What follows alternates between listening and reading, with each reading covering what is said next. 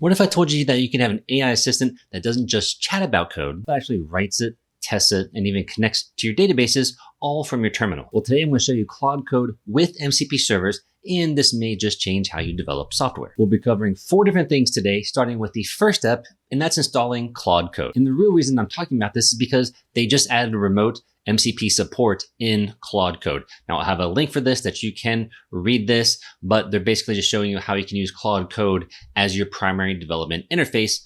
And I do have to say, for the short amount of time I've used it so far, which I do think that I will be using this more in the future, it has been amazing.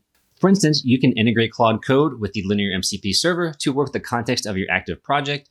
Linear's MCP integration brings the projects and issues directly into the code, which means Claude Code can pull in issue details and project statuses. Now engineers can stay in the flow when moving between planning, writing code, and managing issues. That's just one example, but if you have an MCP server at all, then you can use this with Claude Code. And they just recently added the remote-MCP servers, which offers a low maintenance alternative to local servers. You just add the vendor's URL to Claude Code. Claude Code also features native OAuth support for the remote MCP servers, and that helps ensure secure connections to your existing accounts. Okay, well, the first thing we need to do is do a global install of Claude Code. So I'll have this in the description for you, but I'm just going to copy this command. Then I'll come to my terminal, and then I'm just going to paste that and then execute this. So I already have it installed, so it's not going to take me long at all. Then from here, to run Claude Code, you just type in Claude. Now I'm currently just in my basic users Tyler Reed location on my computer or my directory, but you can go to any directory, also open up a terminal there, and then you will say that you want to give it access to this folder. So I'm just going to click yes to proceed. And now we are ready to use Claude. It's that simple. Okay, so what I've done is I've actually went to a project called MCP Claude Code, and in here I have a .env file, an example, and a sample Claude Code Python file. Now, what I wanted to do is just kind of create a README from this project. And one way to do this, there are commands, as I can say /init. What this is going to do is going to create a Claude README about this project. So whenever you initiate anything with Claude Code, you can see that it's reading the sample CC Python file, the example file. So I can show you right here. And what it's doing is going to run a bash command. And then let's see, I want to proceed. So it might do a requirements text file, but it's going to, at the very least, go ahead and create the Claude markdown file for me. Okay, so here it's going to write the Claude markdown file for me. It kind of actually analyzed the whole project, not just this one, like all the projects within here.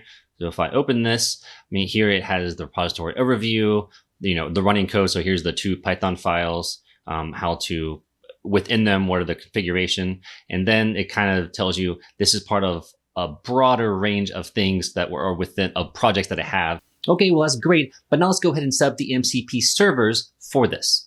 So what I'm going to do is I'm actually going to exit out of Claude Code right now. And then I'm going to go ahead and clear this.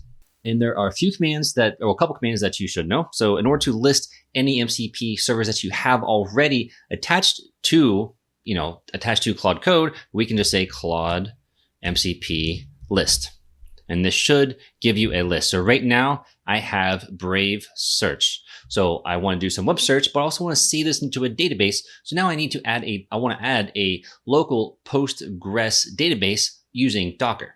Now there is already a configured Docker profile for the MCP server for Postgres, which is a database that I want to use. So what I'm going to do, or what I have done, is there's one for Docker and one for NPX. I want to use the Docker one because I want this to run in a Docker container. So I basically took this, went into Claude, and basically said, can you give me the command to add this MCP server using Docker? So it did. So it basically gave me this right here, explained what it is. And then if I want to add authentication, I can as well.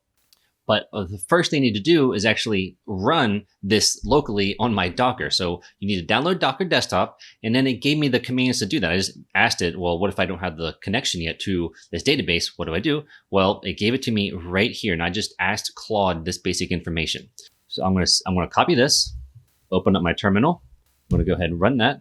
Well, it turns out that I already have it in use. So, but if you didn't, then it would say that you would go to Docker desktop and it would show that you have it running. So right here, I have Postgres demo. This is currently running right here.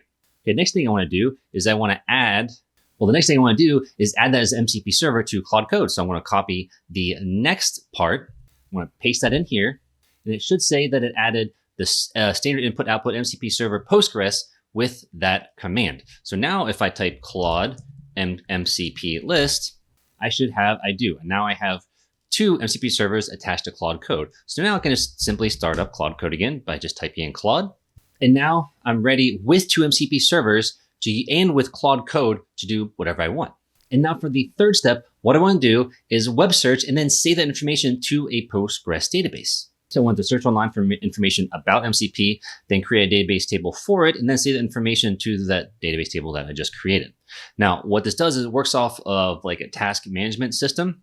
So you might see something like called update to-dos, like you see right here. So the first thing is it's going to search online for information about MCP. It's going to create a database table for that information, then save that information to that database table. So the first thing it wants to do is use the Brave web search in order to do this. So it's going to ask me if I want to proceed, and I don't want it to ask again if I want to use Brave search. I know that I want to use it. So what it's doing all the searching for it.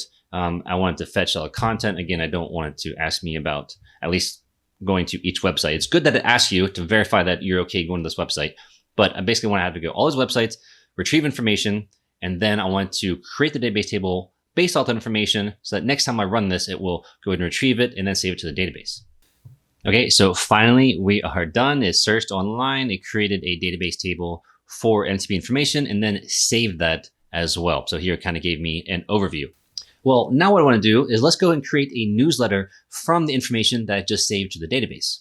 So now I wanted to create a newsletter that doesn't sound like AI about the MCP information that I just saved from the internet. So again, it created like an update to dos. This is kind of the task management system it's doing behind the scenes. So it's retrieving the information from the database. Then it's going to create a human sounding newsletter about MCP. And you can always choose Control R. So if I type in Control R, here it's kind of going through what is said or what it's actually retrieving. Okay, so I don't want to expand that because it's taking up too much space, but just hit Control R and it'll do that for you. Okay, and so it's going to create a markdown file for this newsletter right here for me. So here is just kind of all the information about MCP that it retrieved online, and it created a newsletter for me. So I'm going to go ahead and have it create this newsletter as well. Okay, and here is a preview of what the markdown would look like, and this obviously doesn't look like this isn't formatted the best, but I didn't really give it much information. I just wanted to create a newsletter. Now for the last step, what I want to do is give you 3 tips about Claude Code that can help you in the future. Now for the first tip, Claude Code has a task management system, like I had already mentioned. So whenever you're asking to do something here, I said, I want you to search online for Python courses and then create one myself on YouTube. Can you break this down into the steps needed? And it did. It broke all that down into trackable steps here so that each step it can focus on, and it should give me better results per step. And then it gave me a full breakdown on how I should go about creating this Python YouTube course. Maybe I will in the future. Now, as I mentioned before, one of the commands you should know is Claude MCP list. And so right now I only have 2 MCP servers, but I would highly recommend that you use multiple MCP servers, especially from trusted parties. Now, if you go on to use third-party MCP servers, understand what their code is doing. Don't trust anybody out there for what they say that is doing. Make sure that you understand what that server is doing. But using multiple MCP servers will really help you out in getting whatever you need done as far as development goes better.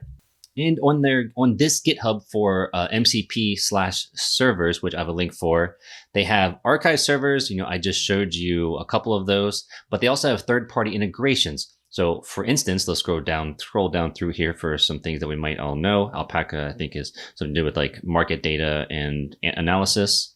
They have Browser-Base, Browser Stack. Here's Exa, Firecrawl. These are for search engine.